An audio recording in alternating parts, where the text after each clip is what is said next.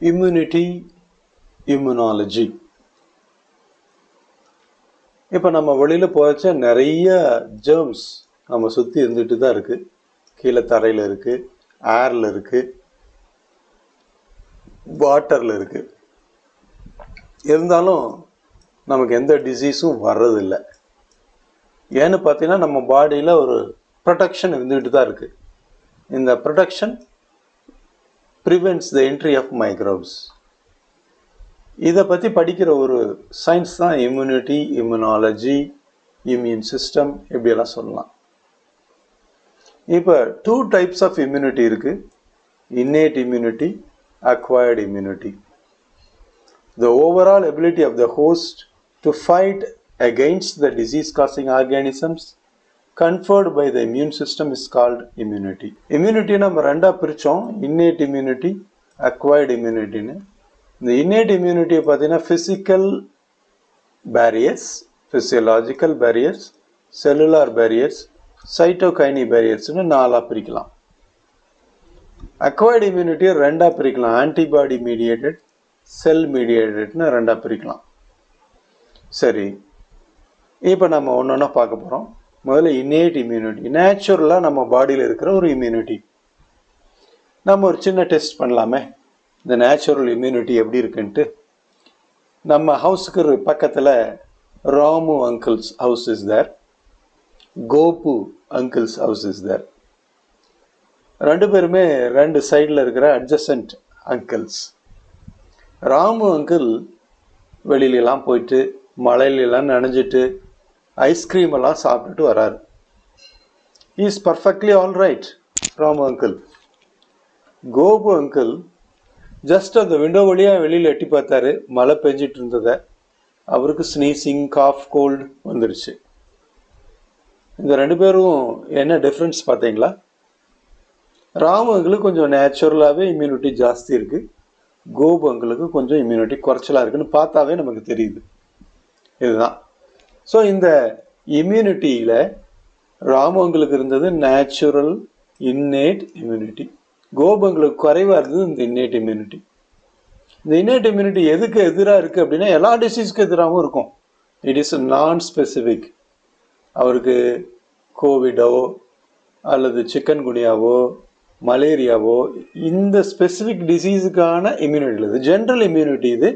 It controls all the diseases to certain extent. இப்போ இந்த immunity எப்படி வந்திருக்குன்னா, ஹி காட் சம் பேரியர்ஸ். அந்த பேரியர்ஸ் தான் வந்து இப்போ நீங்கள் இந்த பிக்சரில் பார்க்குறீங்க, இந்த பேரியர்ஸ் தான் வந்து கிவ்ஸ் ஹிம் திஸ் இம்யூனிட்டி. இது என்ன பேரியர்ஸ் பார்க்கலாம். மானோசைட், மேக்ரோஃபேஜ், நேச்சுரல் கில்லர் செல், மாஸ்ட் செல், ஈஸ்னோஃபில், டென்ட்ரிட்டிக் செல், நேச்சுரல் கில்லர் செல், இதெல்லாம் நீங்கள் பார்க்குறீங்க. இதெல்லாம் யார் பார்க்கலாம். இன்னேட் இம்யூனிட்டியை பொறுத்த வரைக்கும் ஒரு 4 பேரியராக பிரிக்கிறோம். Physical, physiological, cellular, cytokine. ஒன்று நம்ம பார்க்கலாம். ஃபர்ஸ்ட் ஃபிசிக்கல் பேரியர் எடுத்துக்கிட்டோம், ஸ்கின் ஆஃப் அவர் பாடி, அப்புறம் வந்து mucus coating of the epithelium lining, இந்த ரெண்டையும் எடுத்துக்கலாம். முதல்ல ஃபிசிக்கல் பேரியரே எடுத்துக்குவோம். நம்ம ஸ்கின் பார்த்தீங்கன்னா பார்க்கறதுக்கு ரொம்ப சாஃப்டாகவும் ரொம்ப ஆர்டினரியாகவும் தெரிஞ்சாலும் கூட it prevents the entry of any microbe inside our body. So இது டசன்ட் அலவ் எனி மைக்ரோப். சரி, அப்போ இந்த ஸ்கின் தான் ரொம்ப இம்பார்ட்டண்டான ஒரு ப்ரொடெக்ஷன். அடுத்து மியூக்கஸ். நம்ம பாடியில் நிறைய இடத்துல ஓப்பனிங்ஸ் இருக்குது. இந்த ஓப்பனிங்ஸ் இருக்கிற இடத்துல எல்லாம் இந்த மியூக்கஸ் இருக்கும். Mucus is a secretion. இந்த மியூக்கஸ் வழியாக பாக்டீரியாவோ வைரஸோ போகும்போது இந்த மியூக்கஸுக்குள்ளார அது ட்ராப் ஆகிடும். ஒருத்தர் வந்து சேறு கலந்து தண்ணிக்குள்ளார நடக்கிறாருன்னு வச்சுக்க, அந்த சேத்துல சிக்கிக்குவார். அந்த மாதிரி இதில் சிக்கிடுவார். அந்த மைக்ரோபெல்லாம் சிக்கிக்கும். அங்கே ஆல்ரெடி இம்யூன் செல்ஸ் நிறையா இருக்கும், லிம்போசைட்ஸ் அப்படியெல்லாம் நிறையா செல்ஸ் இருக்கும். டி லிம்போசைட், பி லிம்போசைட்லாம் இருக்கும். That destroys the microbe. So இப்படி ஃபிசிக்கல் பேரியரில் 2 இருக்குது, ஸ்கின்னும் மியூக்கஸும் ரெண்டுமே நமக்கு ஹெல்ப் பண்ணுது.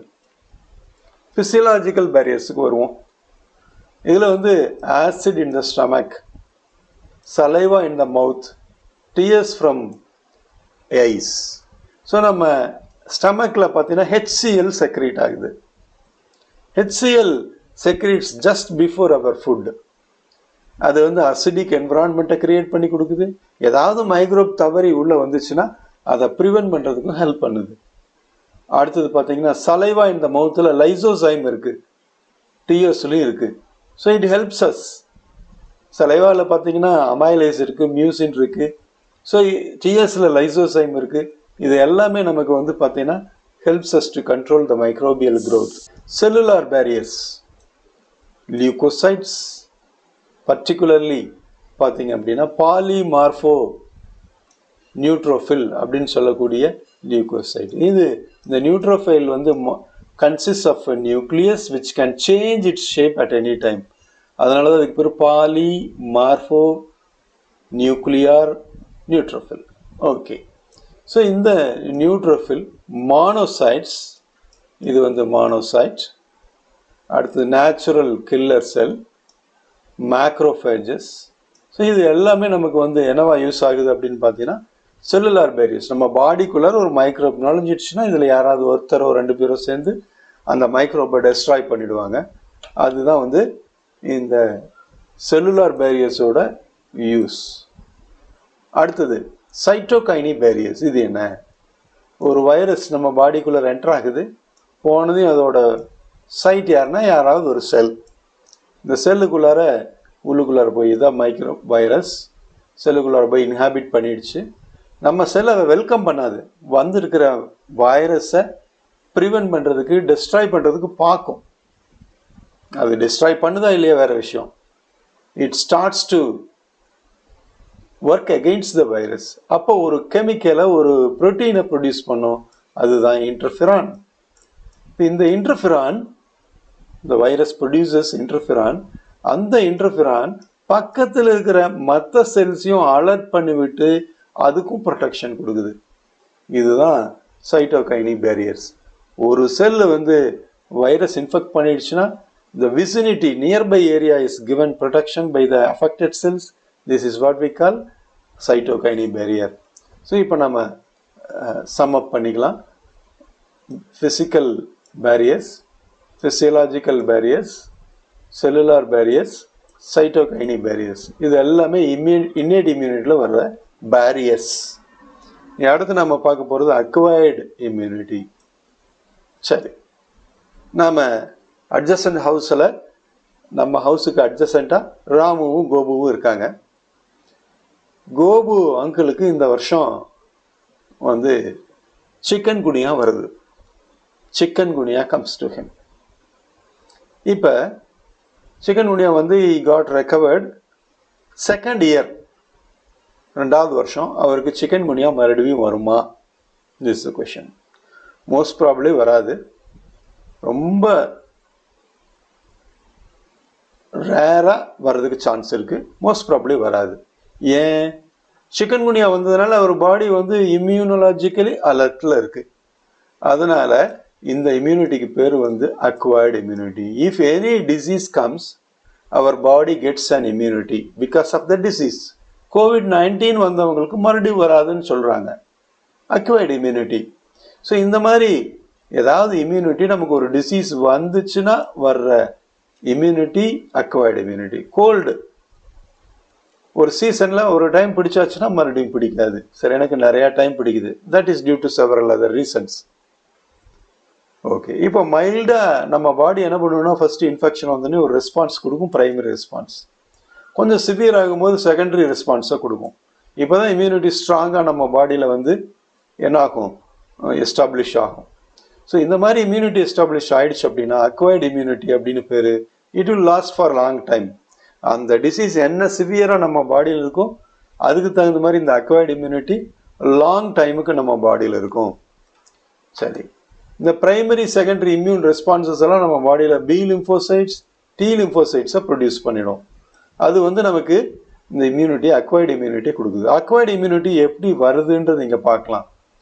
ஒரு மைக்ரோப் நம்ம பாடிக்குள்ளார இப்போ என்டர் ஆகுது, உள்ள என்டர் ஆயாச்சு. இன்னேட் இம்யூனிட்டி நம்ம பாடியில் நேச்சுரலாக இருக்கும்.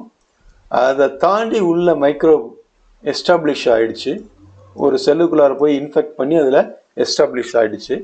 இப்போ இந்த microbe will cause problems to our body. நம்ம பாடி என்ன பண்ணும் அப்படின்னா it will oppose it.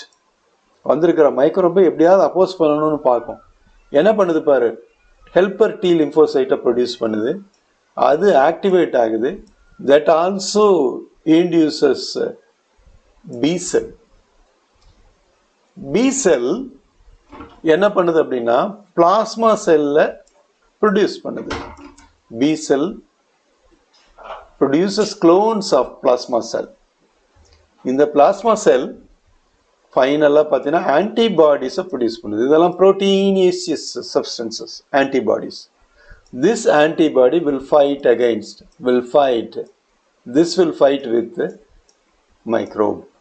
So இப்படி தான் வந்து அக்வைர்ட் இம்யூனிட்டி ஒர்க் ஆகுது. உள்ளே வர்ற microbe first T cell activate பண்ணுது, T cell B cell activate பண்ணுது, பி செல் பிளாஸ்மா செல்ஸை ப்ரொடியூஸ் பண்ணுது, பிளாஸ்மா செல்ஸ் ஆன்டிபாடிஸை ப்ரொடியூஸ் பண்ணுது. இப்படி நமக்கு வந்து அக்வைர்ட் இம்யூனிட்டி நமக்கு கிடைக்குது. ஸோ இந்த பி செல்ஸ் ப்ரொடியூஸ் பண்ணுற அந்த ஆன்டிபாடி வந்து ஆர்மி ஆஃப் ப்ரோட்டீன்ஸ். இந்த ஆன்டிபாடிஸோட ஸ்ட்ரக்சரை இப்போ நம்ம டீட்டெயில்டாக பார்க்க போகிறோம். இந்த ஆன்டிபாடி பார்த்தீங்க அப்படின்னா it is made up of 4 polypeptide chain, 1 2 3 4. அதில் 2 ஸ்மால் செயின்ஸ், 2 லாங்கர் செயின்ஸ். அதனால தான் H2L2 அப்படின்னு சொல்லி சொல்கிறோம். Small chains 2, longer chains 2, H2L2. இதில் டிஃப்ரெண்ட் ஆன்டிபாடிஸ் இருக்குது. இந்த ஆன்டிபாடிஸில் different kinds are there. Immunoglobulin A alpha, immunoglobulin M mu, immunoglobulin IG E epsilon, immunoglobulin gamma. இதெல்லாம் வந்து different types of antibodies in our body. பொதுவாக இந்த immunoglobulins, antibodies are present in the blood, produced in the blood. It gives us protection.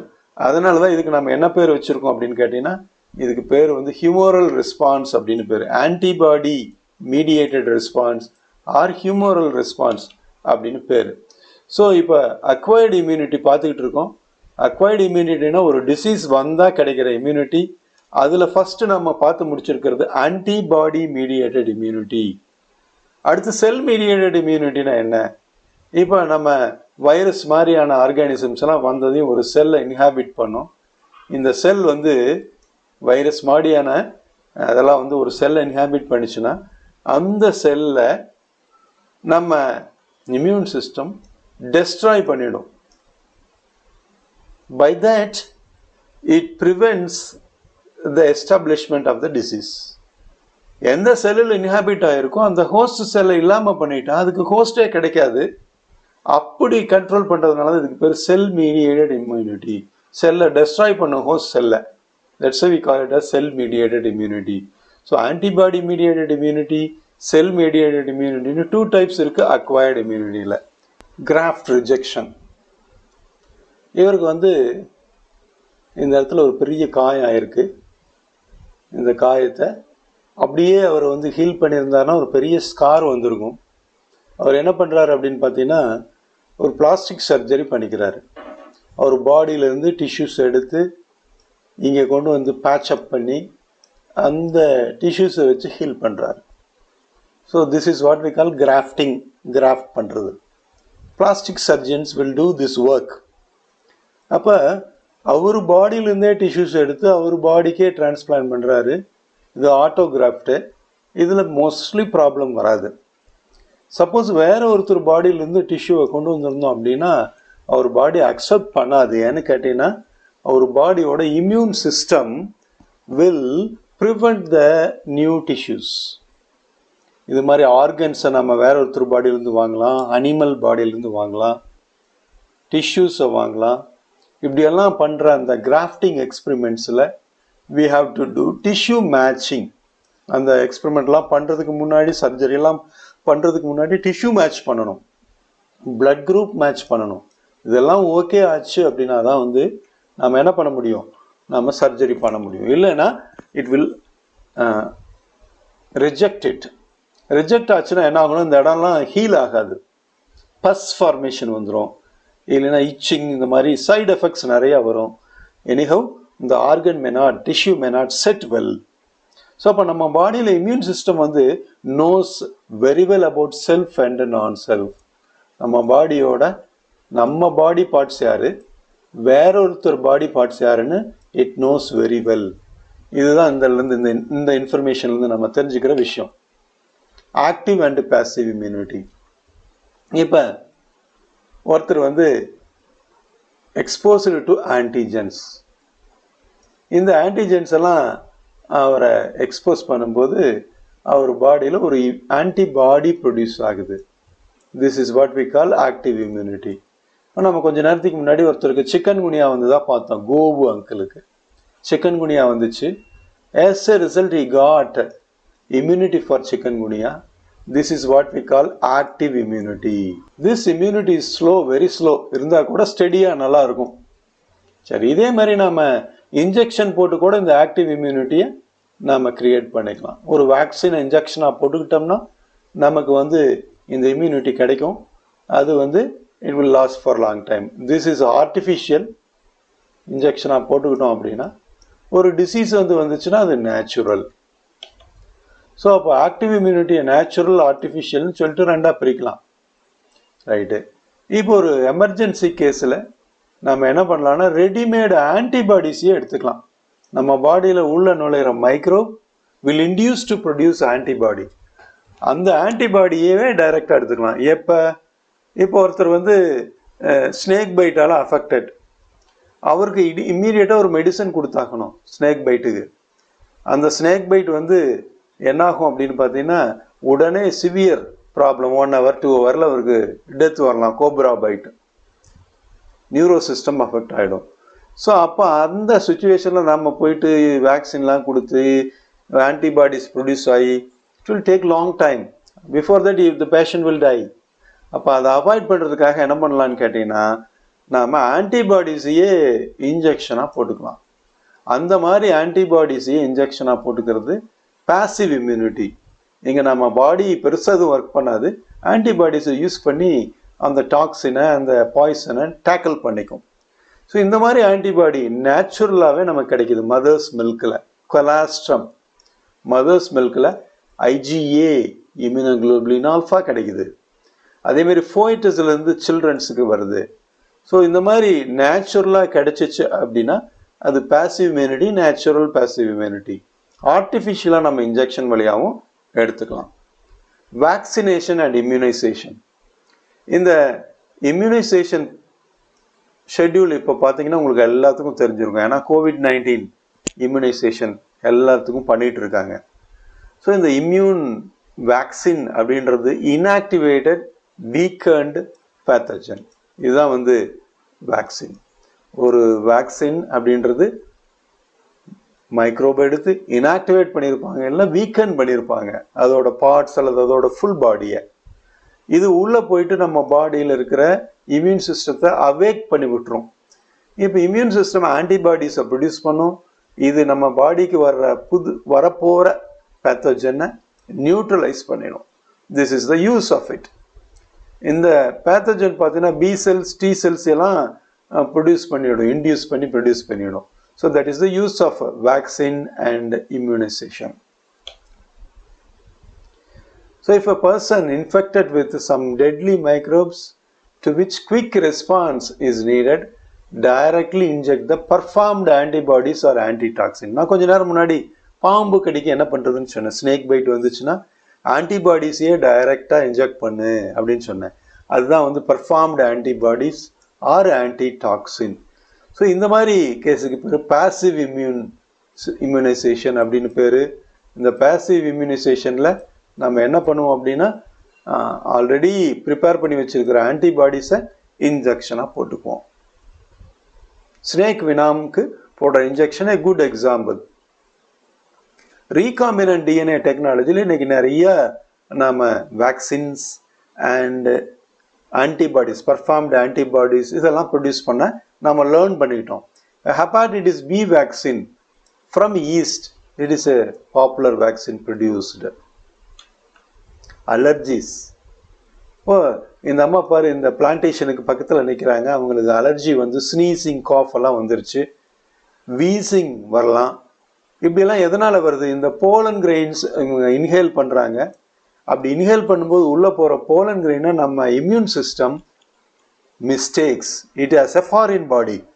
Of course it is foreign பாடி, ஆனால் அது ஒரு மைக்ரோபா பேத்தஜனாக consider பண்ணிக்கும். இந்த மாதிரி போலன், மைட்ஸு, சில சப்ஸ்டன்சஸ், இதையெல்லாம் நம்ம இம்யூன் சிஸ்டம் தப்பாக நினச்சிருச்சுன்னா, எனிமின்னு நினச்சிருச்சுன்னா, நம்ம பாடி என்ன பண்ணுன்னு கேட்டிங்கன்னா ரியாக்ட் பண்ணும், ஓவர் ரியாக்ட் பண்ணும். அப்படி பண்ணிச்சுன்னா வர்றது தான் அலர்ஜி. இப்போ ஸ்னீசிங், காஃப் எல்லாம் வந்து அப்பயே நின்றது. It will continue for some time, it will continue for longer time. That's why we call it as allergy. சில பேர்த்துக்கு இந்த அலர்ஜி ரொம்ப காம்ப்ளிகேட் ஆகி டெத்து வரைக்கும் கூட கொண்டு போயிடும். We call it as anaphylaxis. Okay, இந்த அலர்ஜியில் எப்பவுமே ஆன்டிபாடி, ஐஜிஇ ப்ரொடக்ஷன் இன்வால்வ் ஆகிருக்கும். அந்த விஷயம் தெரிஞ்சுக்கங்க. ஸோ அலர்ஜி அப்படின்றது எதனால் அப்படின்னு கண்டுபிடிச்சிட்டோம்னா ட்ரீட்மெண்ட் இஸ் ஈஸி. ஸோ எப்போவாவது ஒரு பேஷண்ட், அலர்ஜிக் பேஷண்ட் டாக்டர்கிட்ட போனால் அவர் வந்து என்ன பண்ணுவார், என்ன ரூட் காஸ் என்னன்னு பார்ப்பார். அலர்ஜிக் பேஷண்ட்டோட சிம்டம்ஸ் பார்த்தீங்கன்னா sneezing, watery eyes, running nose, இன்னும் நிறைய டிஃபிகல்ட்டி இன் ப்ரீத்திங், இன்னும் நிறைய சிம்டம்ஸ் இருக்குது. இவங்களுக்கு எப்பவுமே அந்த chemicals, certain chemicals are produced, histamine, serotonin from the mast cells, இதெல்லாம் ப்ரொடியூஸ் ஆகும் அலர்ஜிக்கு வந்து. ஸோ இந்த அலர்ஜியை டிட்டர்மைன் பண்ணுறதுக்காக patients are exposed to or injected with small doses of possible allergens. அப்போ அவருக்கு வந்து அலர்ஜி இருக்கா, எவ்வளோ இருக்குது அப்படின்லாம் இதை வச்சு கண்டுபிடிப்பாங்க. அப்புறம் வந்து ட்ரக்ஸ் அப்படின்னு எடுத்துக்கிட்டிங்கன்னா ஆன்டிஹிஸ்டமைன், அட்ரீனலின், ஸ்டீராய்ட்ஸ் இதெல்லாம் கொடுத்து ட்ரீட்மெண்ட் கொடுப்பாங்க. ஸோ மாடர்ன் லைஃப்பில், டே டு டே லைஃப்பில் நிறையா அலர்ஜிக்கு பாசிபிலிட்டி இருக்குது. ஸோ அலர்ஜன்ஸ் யார், என்ன காஸ் அப்படின்னு கண்டுபிடிச்சிட்டோம்னா அதை பேஸ் பண்ணி ட்ரீட்மெண்ட் கொடுக்கலாம். ஆட்டோ இம்யூனிட்டி, இது ரொம்ப இன்ட்ரெஸ்டிங்கான ஒன்று. இப்போ நம்ம பாடியில் யாராவது ஃபாரின் பாடி, டஸ்ட் இந்த மாதிரியெல்லாம் வந்துச்சு அப்படின்னா அலர்ஜி காஸ் ஆகுது. நம்ம பாடி செல்ஸையே நம்ம இம்யூன் சிஸ்டம் மிஸ்டேக்காக எனிமி நினச்சிருச்சுன்னா autoimmunity will come. For example rheumatoid arthritis. இந்த ருமட்டாய்டு ஆர்த்தரைட்டிஸ் பார்த்தீங்க அப்படின்னா affects many people in our society. So இதில் வந்து நம்ம ஆர்த்தரைட்டிஸில் இவங்களுக்கு பாரு, இந்த இடத்துல எல்லாம் அவங்களுக்கு மால் ஃபார்மேஷன் இருக்குது, அவங்களுக்கு ஜாயின்ஸ் எல்லாம் அஃபெக்ட் ஆகிடுச்சு, ஸ்வெல் ஆகிடுச்சு. This is what we call auto immunity. நம்ம பாடி செல்ஸை நம்ம இம்யூன் சிஸ்டம் தப்பாக நினச்சிட்டு போய் அட்டாக் பண்ண ஆரம்பிச்சிருது. ஸோ இங்கே வந்து the problem between the body cells and the immune cells will result in auto immunity. It's deadly, almost not a curable one இது வரைக்கும். இதுக்கெல்லாம் இன்னும் ரிசர்ச் போயிட்டு இருக்கு.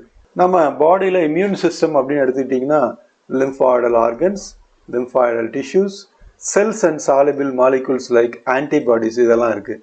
ரெண்டு பேசிக்காக நம்ம பிரிக்கலாம் நம்ம பாடியோட இம்யூன் சிஸ்டத்தை. ஒன்று வந்து பிரைமரி லிம்ஃபாய்டல் ஆர்கன்ஸ், இன்னொன்று செகண்டரி லிம்ஃபாய்டல் ஆர்கன்ஸ்.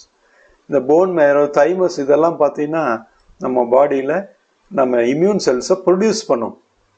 அதனால இது பிரைமரி லிம்ஃபாய்டல் ஆர்கன்ஸ். அதே மாதிரி செகண்டரி லிம்ஃபாய்டல் ஆர்கன்ஸ் எல்லாம் பார்த்தீங்கன்னா நம்ம இம்யூன் செல்ஸை ஸ்டோர் பண்ணும். So we call it as secondary lymphoidal organs. நிறைய ஆர்கன்ஸ் அப்படி ஸ்டோர் பண்ணுற ஆர்கன்ஸ் இருக்குது. இப்போ போன் மேரோ, தைமஸ் இது ரெண்டுமே மெயினாக primary lymphoidal organs. This bone marrow produces lymphocytes. இந்த லிம்ஃபோசைட்ஸ் நேராக பிளட்டுக்கு வந்து மெச்சூர் ஆயிடுச்சு அப்படின்னா பி லிம்ஃபோசைட்ஸ். இதுவே தைமஸுக்கு போயிடுச்சு அப்படின்னா டி லிம்ஃபோசைட். அங்கே போயிட்டு அங்கே மெச்சூர் ஆகி அங்கேருந்து பிளட்டுக்கு வரும். ஸோ இந்த லிம்ஃபோசைட்ஸை ப்ரொடியூஸ் பண்ணுறது போன் மேரோ. தைமஸ் பாருங்களேன், இங்கே இருக்குது. இந்த இடத்துல இருக்கிற தைமஸ், இந்த இடத்துல இருக்கிற தைமஸ் நம்ம பிளட்லேருந்து வர்ற லிம்ஃபோசைட்ஸை வாங்கி ப்ராசஸ் பண்ணும்.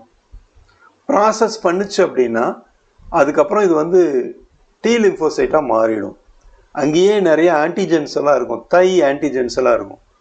அது வச்சு ப்ராசஸ் கொடுக்கும், ட்ரைனிங் கொடுக்குற மாதிரி. ஒரு ஆர்ம்டு ஃபோர்ஸஸில் ஆர்மிக்கு போகிறதுக்கு முன்னாடி ட்ரைனிங்லாம் கொடுத்து அப்புறம் ஃபீல்டுக்கு அனுப்புகிற மாதிரி இங்கே தைமஸில் வச்சு ப்ராக்டிஸ் எல்லாம் கொடுத்து அதுக்கப்புறமா வந்து that is released into the blood. இது வந்து இந்த தைமஸோட ஃபங்க்ஷன் பார்த்தீங்கன்னா கிட்டத்தட்ட ஒரு 10-12 இயர்ஸ் வரைக்கும் இருக்கும். அதுக்கப்புறம் இது டீக்ரேட் ஆகி டெஸ்ட்ராய் ஆக ஆரம்பிச்சிடும். தைமஸ் வந்து ஏஜ்டு பீப்புளுக்கெல்லாம் நான் ஃபங்க்ஷனலாக தான் இருக்கும். ஓகே, இந்த போன் மேரோவும் தைமஸும் கூட மைக்ரோ என்விரான்மெண்ட்ஸை கிரியேட் பண்ணும். That means development and maturation of T லிம்போசைட்ஸை கொடுக்கும். லிம்ஃபாய்டல் ஆர்கன்ஸில் அடுத்தது செகண்டரி லிம்ஃபாய்டல் ஆர்கன்ஸ். இதில் வந்து ஸ்ப்ளீன், லிம்ஃப் நோட்ஸ் எல்லாம் வரும். ஸ்ப்ளீன் அப்படின்றது மோரலஸ் இந்த இடத்துல நமக்கு வரக்கூடிய ஒரு ஆர்கன், ஒரு பீன் ஷேப்பில் வர்ற ஆர்கன் இதுதான் ஸ்ப்ளீன். இந்த spleen large been shaped organ contains lymphocytes and phagocytes, act as a filter for RBC, red blood cells, blood-borne microbes இது ஃபில்டர் பண்ணி கொடுக்கும். Reservoir of erythrocytes. அடுத்து லிம்ஃப் நோட்ஸ், எங்கெங்கெல்லாம் நோட்ஸ் இருக்கோ அதையெல்லாம் வந்து லிம்ஃப் நோடுன்னு சொல்கிறோம். லிம்ஃபாட்டிக் சிஸ்டத்தில் நோட்ஸ் இருக்கும் அங்கங்கே, அதுதான் லிம்ஃப் நோட்ஸ். இந்த லிம்ஃப் நோட்ஸ் பார்த்தீங்கன்னா helps to serve micro organisms or other antigens which happen to get the lymph and tissue fluid. It helps to trap microbes and other antigens. Lymph nodes serve to trap the microorganisms or other antigens. அதெல்லாம் பிடிச்சு filter பண்ணி remove பண்ணுறதுக்கு, destroy பண்ணுறதுக்கு use ஆகுது. ஆன்டிஜென்ஸை பொறுத்த வரைக்கும் trapped in the lymph nodes are responsible for the activation of lymphocytes present there and cause the immune response. So இந்த lymph nodesக்கு வந்துட்டு ஆன்டிஜென்ஸ் அந்த lymph nodல ட்ராப் ஆயிடுச்சுன்னா நமக்கு இம்யூன் ரெஸ்பான்ஸை கிரியேட் பண்ணுறதுக்கும் இம்யூனிட்டியை டெவலப் பண்ணுறதுக்கும் யூஸ் ஆகுது. இன்னொரு லிம்ஃபாய்டல் டிஷ்யூ இருக்கு, மால்ட்னு சொல்லக்கூடிய மியூக்கஸ் அசோசியேட்டட் லிம்ஃபாய்டல் டிஷ்யூ. எங்கெல்லாம் பாடியில் ஓப்பனிங் இருக்கோ அந்த இடத்துல எல்லாம் இந்த மால்ட் இருக்கும். இந்த மால்ட்டோட வேலை என்னன்னு கேட்டீங்கன்னா மியூக்கஸ் அங்கே செக்ரேட் ஆகிடுக்கும். ஸோ உள்ள மியூக்கஸுக்குள்ளார மைக்ரோப் போகும்போது அந்த மைக்ரோப் அதில் ட்ராப் ஆகிக்கும். இதில் மியூக்கஸில் பார்த்தீங்கன்னா இம்யூன் செல்ஸ் இருக்கும், டி செல்ஸ், பி செல்ஸ் எல்லாம் இருக்கும். That will destroy the microbes. It constitutes about 50% of the lymphoidal tissue in the human body. Malt தான் இருக்கும். இதில் மால்ட்டில் நம்ம பிரீத்திங்க்கு இருக்கிற ரெஸ்பிரேட்டரி அது வந்து fault, bronchus associated lymphoidal tissue. Digestive சிஸ்டத்தில் இருக்கிறது கால்ட், கட் அசோசியேட்டட். யூரினோஜெனிட்டல் ட்ராக்ட்ஸ்லையும் இந்த மால்ட் இருக்கும். ஸோ நம்ம இந்த லெசனில் வந்து இன்னேட் இம்யூனிட்டி பார்த்தோம், 4 பேரியர்ஸ் இருக்குது. அக்வைர்டு இம்யூனிட்டி பார்த்தோம், 2 டைப்ஸ் இருக்குது.